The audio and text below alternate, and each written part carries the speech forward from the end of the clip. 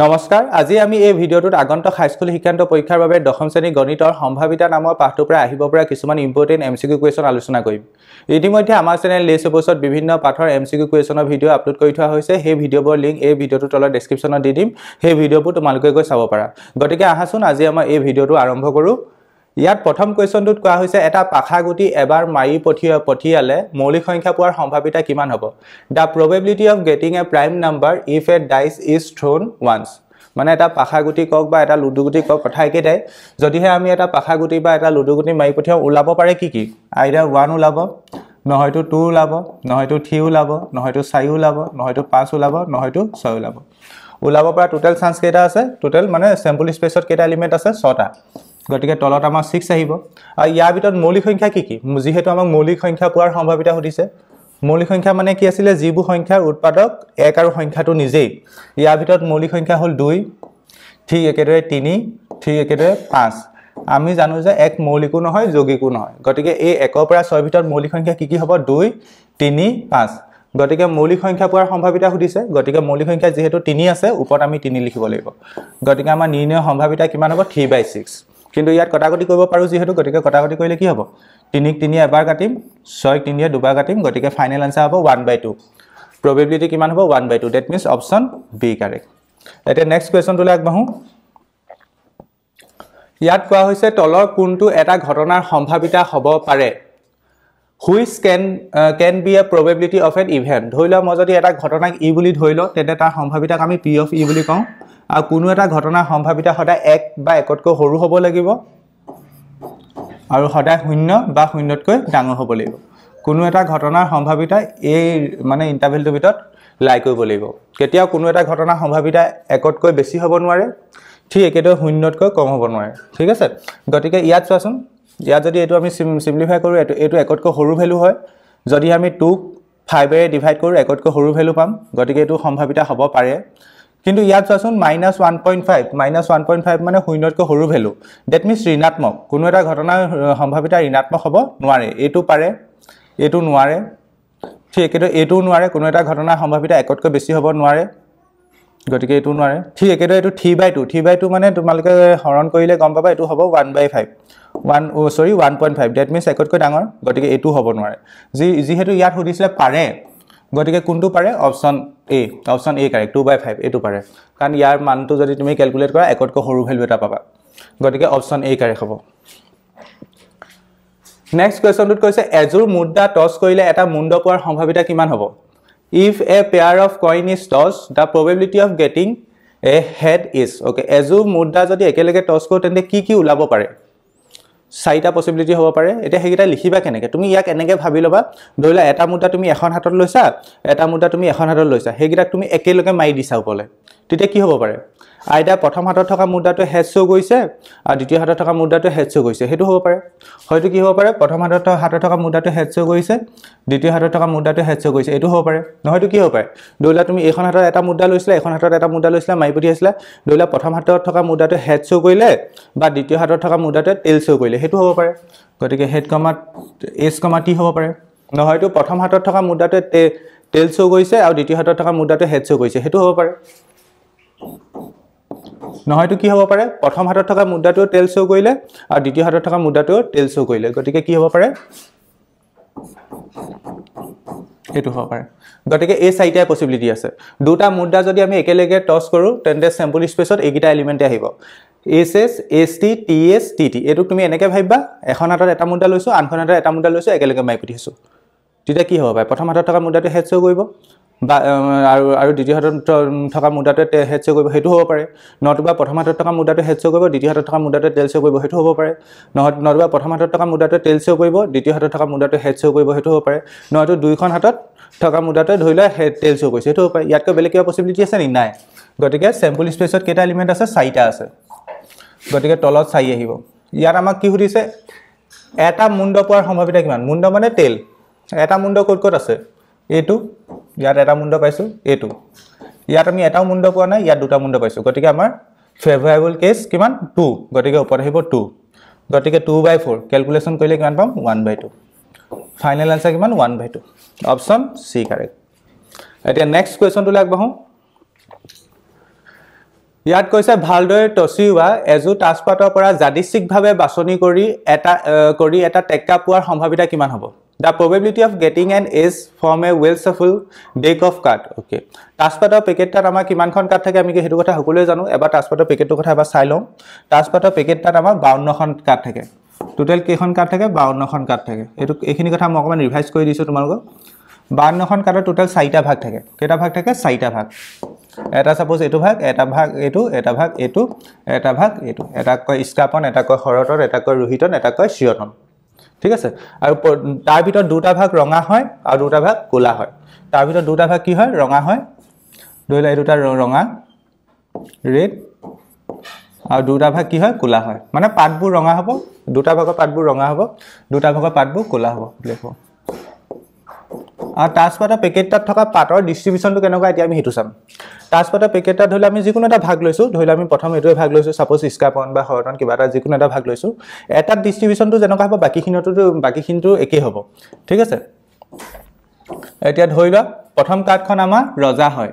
তাত মানে কাৰ্ডখনত ৰজা এটা অকা থাকে আৰু কে লিখা থাকে নেক্সট কাৰ্ডখন কুইন হয় ৰাণী এগৰাকী লিখা থাকে কিউ লিখা থাকে নেক্সট কাৰ্ডখন জোকাৰ হয় জোকাৰ তাত জে এটা লিখা থাকে নেক্সট কাৰ্ডখনক টেক্কা বুলি কয় তাত এ এটা লিখা থাকে আৰু টেক্কাৰ ভ্যালুটো আমি বাই ডিফল্ট 1 বুলি ভাবি লওঁ যেহেতু 13খন কাৰ্ড থাকিব 52ক যদি আমি 4টা ভাগ কৰো প্ৰত্যেকটো ভাগত 13খনকে পৰিব নহয় জানো এই ভাগটো 13খন কাৰ্ড থাকিব গতিকে প্ৰথমখন হ'ল ৰজা দ্বিতীয়খন হ'ল ৰাণী দ্বিতীয়খন হ'ল জোকাৰ নেক্সটখন টেক্কা তাৰপিছত আৰু কেইখন কাৰ্ড থাকিব নেক্সট কাৰ্ডখন হ'ব 2 নেক্সটখন 3 তেনেকৈ আপ টু 10 লৈকে যাব কেইখন যাব 10 লৈকে এতিয়া ক্যালকুলেট কৰিছা 13খন পাবা তেন্তে এটা তাজপাতৰ পেকেটত আমাৰ মানে টোটাল 4টা ভাগ হ'ব পাৰে প্ৰত্যেকটো ভাগত 13খনকে কাৰ্ড থাকিব তাৰ ভিতৰত দুটা ভাগ সম্পূৰ্ণ ৰঙা হ'ব দ্যাট মিন্স টোটাল ৰঙা কাৰ্ড কেইখন থাকে 26খন দুটা ভাগ সম্পূৰ্ণ কোলা হ'ব দ্যাট মিন্স টোটাল কোলা কাৰ্ড কেইখন থাকে 26খন এতিয়া আমি যদি এটা ভাগৰ কাৰ্ডৰ মানে কাৰ্ডৰ ডিস্ট্ৰিবিউশনটো গম পাম বাকিখিনিটো একেই হ'ব প্ৰথম কাৰ্ডখন কি হয় সদায় ৰজা হয় যিকোনো এটা ভাগৰ তাত এটা ৰজাৰ অকা থাকিব আৰু তাত কে লিখা থাকিব ঠিক আছে যে সেকেন্ড কাৰ্ডখন কি হয় ৰাণী তাত কিউ লিখা থাকিব এগৰাকী ৰাণী লিখা থাকিব থাৰ্ড কাৰ্ডখন জোকাৰ তাত জে এটা লিখা থাকিব মানে এই তিনিখন কাৰ্ডত ফাৰ্স্ট তিনিখন কাৰ্ডত মানুহৰ মুখ থাকিব এই ফাৰ্স্ট তিনিখন কাৰ্ডত কি থাকিব মানুহৰ মুখ থাকিব গতিকে এই তিনিখন কাৰ্ডক আমাৰ মুখ কাৰ্ড বুলি কয় কি বুলি কয় মুখ কাৰ্ড ইংলিছত কয় ফেস কাৰ্ড ঠিক আছে তাৰ পিছৰখন টেক্কা হয় এ ঠিক একেদৰে এ ভ্যালুটো আমি 1 বুলি এজিউম কৰি লওঁ তেনে 2 3 4 তেনেকৈ আপ টু 10 লৈকে যাব এতিয়া ক্যালকুলেট কৰিছা ইয়াত 13খন কাৰ্ড পাবা ঠিক তেনেকৈ বাকিটো একেই বাকিখিনিটো কাৰ্ডৰ ডিস্ট্ৰিবিউশন একেই ৰজা থাকিব ৰাণী থাকিব তাৰপৰা জোকাৰ থাকিব তাৰপৰা টেক্কা থাকিব তাৰপিছত নেক্সট 2 পৰা 10 লৈকে যাব কাৰ্ডৰ নাম্বাৰিংটো ঠিক এটো ইয়াতো একে ৰজা থাকিব ৰাণী থাকিব জোকাৰ থাকিব টেক্কা থাকিব তাৰপৰা 2 পৰা 10 লৈকে যাব ঠিক এটো ইয়াতো একে ৰজা থাকিব ৰাণী থাকিব জোকাৰ থাকিব ঠিক এটো টেক্কা থাকিব তাৰপিছত নেক্সট 2 পৰা 10 লৈকে যাব এতিয়া যদি মই তোমাক প্ৰশ্ন কৰো এটা তাজপাতৰ পেকেটৰ টোটাল ৰঙা ৰজা কেটা থাকে দুটা থাকে এটা দুটা টোটাল কোলা ৰজা কেটা থাকে দুটা থাকে টোটাল ৰঙা ৰাণী কেইজনী থাকে দুজনী থাকে টোটাল কোলা ৰাণী কেইজনী থাকে দুজনী থাকে টোটাল ধৰিলা ৰঙা টেক্কা কেইখন থাকে দুখন থাকে টোটাল কোলা টেক্কা কেইখন থাকে দুখন থাকে তোমালোকে যদি এই কথাখিনি ভালকৈ বুজি লোৱা তাজপাতৰ যিকোনো প্ৰবলেম কৰিব পাৰিবা এতিয়া ইয়াত কি কৈছে ভালদৰে টচিওৱা এজু তাজপাতৰ পৰা যাদৃচ্ছিকভাৱে বাছনি কৰি এটা টেক্কা পোৱাৰ সম্ভাৱিতা কিমান হ'ব সুধিছে তাজপাতৰ পেকেটত যেহেতু 52খন কাৰ্ড থাকে তলত 52 লিখিব লাগিব আৰু তাজপাতৰ পেকেটত টোটাল কেইখন টেক্কা থাকে এতিয়া যেহেতু টেক্কাৰ সম্ভাৱিতা সুধিছে এতিয়া আমি টেক্কা চাম কেইখন থাকে ইয়াত এখন থাকিব ইয়াত এখন থাকিব ইয়াত এখন থাকিব ইয়াত এখন থাকিব 4খন থাকিব গতিকে 4/52 এটো যদি তুমি কটাকটি কৰা 4 এটো কেবা যাব এটো আই থিংক 13 বা যাব 13 লগত 4 পূৰণ কৰিলে 12 কৰিলে ইয়েস ঠিক আছে 13 বা যাব গতিকে এটো হ'ব 1/13 ফাইনাল আনসাৰ হ'ব 1/13 অপশন এ কাৰেক্ট আশা কৰিছো বুজি পালা এই ডিস্ট্ৰিবিউশনখিনি কাৰ্ডৰ ডিস্ট্ৰিবিউশনটো লিখি ল'ব পাৰা আৰু মনত ৰাখিবা এই ডিস্ট্ৰিবিউশনটো যদি মনত ৰাখা সব অংক কৰিব পাৰিবা তাজপাতৰ আৰু তেন্তে টোটাল ফেস কাৰ্ড আমাৰ প্ৰত্যেকটো ভাগত 3খনকে থাকে মুখ কাৰ্ড প্ৰত্যেকটো ভাগত কেইখন থাকে 3খন গতিকে এটা তাজপাতৰ পেকেটত টোটাল মুখ কাৰ্ড কেইখন থাকে ইয়াত 3খন ইয়াত 3খন ইয়াত 3খন ইয়াত 3খন 12খন টোটাল ৰঙা মুখ কাৰ্ড কেইখন থাকে 6খন টোটাল কোলা মুখ কাৰ্ড কেইখন থাকে 6খন থাকে এটা নেক্সট কোৱেশ্চনটোত কৈছে তিনিটা মুদ্ৰা একেলগে টস কৰা হল আটাইকেইটা মুণ্ড পোৱাৰ সম্ভাৱিতা কিমান হ'ব তিনিটা মুদ্ৰা একেলগে টছ কৰিছে তিনিটা মুদ্ৰা একেলগে টছ কৰিছে মানে তুমি এজিউম কৰি লোৱা তোমাৰ হাতত তিনিখন হাত আছে নট পসিবল এজিউম কৰাত কি যায় নহয় জানো এজিউম কৰিলে ধৰি লোৱা ধৰা হওক মেথছত আমি সব ধৰিব পাৰো ধৰা হওক তোমাৰ হাতত তিনিখন হাত আছে তিনিখন হাতত এটা মুদ্ৰা আছে এইখনত এটা আছে এইখনত এটা আছে আৰু এখন হাত আছে তাত এখন মানে এটা মুদ্ৰা আছে তিনিখন হাতত তুমি তিনিটা মুদ্ৰা একে সময়তে টাচ কৰিছা মানে দলিয়াই দিছা ওপৰলৈ কি হ'ব পাৰে ধৰিলা প্ৰথম হাতখনে হেড শো কৰিছে বা প্ৰথম হাতখনত থকা মুদ্ৰাটো হেড শো কৰিলে দ্বিতীয় হাতখনত থকা মুদ্ৰাটো হেড শো কৰিলে তৃতীয় হাতখনত থকা মুদ্ৰাটো হেড শো কৰিলে এটা পসিবিলিটি কি হ'ব পাৰে হেড হেড হেড এটো হ'ব পাৰে নহয়তো কি হ'ব পাৰে প্ৰথম হাতখনত থকা মুদ্ৰাটো হেড শো কৰিলে দ্বিতীয় হাতখনত থকা মুদ্ৰাটো হেড শো কৰিলে তৃতীয় হাতখনত থকা মুদ্ৰাটো টেল শো কৰিলে এটা পসিবিলিটি কি হ'ব পাৰে হেড হেড টেল নহয়তো কি হ'ব পাৰে প্ৰথম হাতখনত থকা মুদ্ৰাটো হেড শো কৰিলে দ্বিতীয় হাতখনত থকা মুদ্ৰাটো টেল শো কৰিলে তৃতীয় হাতখনত থকা মুদ্ৰাটো টেল শো কৰিলে এটা পসিবিলিটি কি হ'ব পাৰে হেড টেল টেল এটা পসিবিলিটি কি হ'ব পাৰে হেড টেল হেড এটা পসিবিলিটি কি হ'ব পাৰে টেল হেড টেল এটা পসিবিলিটি কি হ'ব পাৰে টেল হেড হেড এটা পসিবিলিটি কি হ'ব পাৰে head head head head head টেল হেড টেল টেল হেড টেল হেড টেল হেড টেল টেল হেড হেড আৰু কি হ'ব পাৰে অকমান লিখিলে তোমালোকে নিজেও লিখিব পাৰা কি কথা আৰু এটা হ'ব টেল টেল হেড টোটাল 8টা হে আৰু এটা হ'ব টেল টেল টেল তিনিটা মুদ্ৰা যদি একেলগে টছ কৰা তেন্তে স্যাম্পল স্পেচত এইকেইটা এলিমেন্ট আহিব head head head head head টেল হেড টেল টেল হেড টেল হেড টেল হেড টেল টেল হেড হেড টেল টেল হেড টেল টেল টেল কিবা ৰিপিটিং লিখিছো নি চাইছো এটা দুটা তিনটা চাৰিটা পাঁচটা ছটা সাতটা আঠটা টোটাল 8টা হে তলত 8 আহিলে এতিয়া ইয়াত কি কৈছে আটাইকেইটা মুণ্ড পোৱাৰ সম্ভাৱনা কিমান আটাইকেইটা মুণ্ড পোৱা আটাইকেইটা হেড পোৱাৰ সম্ভাৱনা কিমান সুধিছে ঠিক আছে মুণ্ড আটাইকেইটা মুণ্ড পোৱাৰ সম্ভাৱনা কিমান সুধিছে ঠিক আছে হেড পোৱাৰ গতিকে আটাইকেইটা মুণ্ড পোৱাৰ সম্ভাৱনা কিমান 1 গতিকে আনসাৰ হ'ব 1/8 আটাইকেইটা মুণ্ড এটাতে আছে মই আই থিংক অথনি কোৱেশ্যনটাত মুণ্ডটো মই ভুলকে পঢ়ি পালো চাগে টেল বুলি ভাবিলো চাগে এক মিনিট ৰবা আই থিংক আনসাৰটো একেটা ওলাব এইটো কোৱেশ্যনত এটো সুধিছিলে এজুৰ মুদ্ৰা টছ কৰিলে এটা মুণ্ড পোৱাৰ সম্ভাৱনা কিমান মুণ্ড ইয়াত এটা আছে মুণ্ড মানে হেড আৰু পুষ্য মানে টেল হা মুণ্ড মানে হেড পুষ্য মানে টেল গতিকে ঠিকে আছে কি আনসাৰ ঠিকে আছে ওকে আশা কৰিছো কোৱেশ্যনটো বুজি পালা তেন্তে ইয়াৰ আনসাৰ হ'ব 1/8 নেক্সট কোৱেশ্যনটোত কৈছে কোনো এটা ঘটনা হোৱা আৰু নোহোৱাৰ সম্ভাৱনা কিমান কোনো এটা ঘটনা হোৱাটোক আমি যদি probability of e বুলি কওঁ নোহাটো probability of e bar বুলি ক'ব পাৰো বা e complement গতিকে তাৰ যোগফলটো সদায় 1 হয় অপচন বি কাৰেক্ট নেক্সট কোৱেশ্যনটোত কৈছে সোসাইটি শব্দটোৰ আখৰবিলাকৰ পৰা এটা স্বৰবৰ্ণ পোৱাৰ সম্ভাৱনা কিমান the letters of the word society are placed at random the probability of getting a vowel is ইয়াত কেইটা আখৰ আছে এটা দুটা তিনটা চাৰিটা পাঁচটা ছটা সাতটা টোটাল 7টা আছে তলত 7 আহিব ইয়াত ভাৱেল কি কি আছে o টো এটা ভাৱেল i টো এটা ভাৱেল e টো এটা ভাৱেল তিনটা ভাৱেল আছে গতিকে সম্ভাৱনা কিমান হ'ব 3/7 এনেকুৱা ধৰণৰ কোৱেশ্যন আমাৰ আহিছে এইবাৰ পেপাৰত আহিছে কোৱাত মই ভুল কৰিলো নি এটা দুটা তিনটা চাৰিটা পাঁচটা ছটা সাতটা আছে ভাৱেল o টো vowel a e i o u নহয় জানো a e i o u i টো ভাৱেল e টো ভাৱেল তিনটা আছে আনসাৰ 3/7 হ'ব তাৰ কাৰণ পিনিং মিস্টেক হৈছে অপচন বি টো কৰিলো 3/7 অপচন বি কাৰেক্ট হয় না ভাৱেল তিনটা আছে ওকে 3/7 নেক্সট কোৱেশ্যনটোত কৈছে এখন ক্ৰিকেট খেলত ভাৰতৰ জিকাৰ সম্ভাৱনা 73% হলে খেলখনত ভাৰতৰ হৰাৰ সম্ভাৱনা কিমান হ'ব কোনো এটা মানে ঘটনা হোৱাৰ আৰু নোহোৱাৰ সম্ভাৱনা যোগফলটো 100% বুলি ক'ব পাৰো যদি হে হোৱাৰ জিকাৰ সম্ভাৱনা যদি 73% হয় হৰাৰ সম্ভাৱনা কিমান হ'ব 27% তেতিয়াহে যোগ কৰিলে আমাৰ কিমান হ'ব 100% হ'ব গতিকে আমাৰ অপচন কোনটো কাৰেক্ট হ'ব অপচন সি কাৰেক্ট 27% নেক্সট কোৱেশ্যনটোত কৈছে 2022 চনত দুজন লৰাৰ জন্ম হল লৰা দুজনৰ জন্মদিন একে হোৱাৰ সম্ভাৱনা কিমান 2022 চনত দুজন লৰাৰ জন্ম হৈছে two boys born in 2022 the probability of same birthday of the two boys is okay 2022 চনত যেহেতু 365 দিন আছিল গতিকে তলত 365 আহিব ওকে এতিয়া ধৰিলা 2022 চনত মানে কি কৈছে ইয়াত একে দিনাই দুজন লৰা জন্ম হল মানে লৰা দুজনৰ জন্মদিন একে হোৱাৰ সম্ভাৱনাটো সুধিছে ধৰিলা লৰা দুজনৰ জন্মদিন ধৰি লৈছো 25 ফেব্ৰুৱাৰী এজিউম কৰি লৈছো 25 ফেব্ৰুৱাৰী লৰা দুজনৰ জন্মদিন যেহেতু একে দিনাই গতিকে আমি এজিউম কৰি লৈছো 25 ফেব্ৰুৱাৰী এতিয়া 365 ভিতৰত 25 ফেব্ৰুৱাৰী কেইটা দিন আছে বা 25 ফেব্ৰুৱাৰী কেই দিন এদিনে বেসিক্যালি 25 ফেব্ৰুৱাৰী মানে কি এদিন গতিকে probability কিমান হ'ব 1/36 1/365 গতিকে অপচন সি গাই ইয়াৰ কৰা এটো কৰা আৰু এটা টেকনিক আছিল ধৰিলা তুমি এটো ক্যালকুলেট কৰা প্ৰথম লৰা দুজনৰ জন্মদিন একে নোহোৱাৰ সম্ভাৱনা ল'ৰা দুজনৰ জন্মদিন একেই নোহোৱাৰ সম্ভাৱিতা কিমান হ'ব ধৰি লোৱা কোনো এজন ল'ৰাৰ জন্মদিন যদি 30 জুন হয় আনজন ল'ৰাৰ জন্মদিন 30 জুন হ'ব নোৱাৰিব একে নোহোৱাটো উলিয়াইছো এবাৰ 30 জুন নহলে চান্স কেটা আছে তেন্তে এদিন কমি গল না কথাটো বুজি পাইছা তলত 365 এ আহিব ঠিক আছে এতিয়া আমি প্ৰথম এজিউম কৰিছো ল'ৰা দুজনৰ জন্মদিন একেই নহয় যদি হে এজন ল'ৰাৰ জন্মদিন 30 জুন হয় আনজন ল'ৰাৰ জন্মদিন কেতিয়া 30 জুন হ'ব নোৱাৰে তেন্তে আনজন ল'ৰাৰ জন্মদিনৰ বাবে কেটা ফেভাৰেবল কেছ আছে আমাৰ 364 টা গতিকে দুজন ল'ৰাৰ একে জন্মদিন নোহোৱাৰ সম্ভাৱিতা হৈছে এটো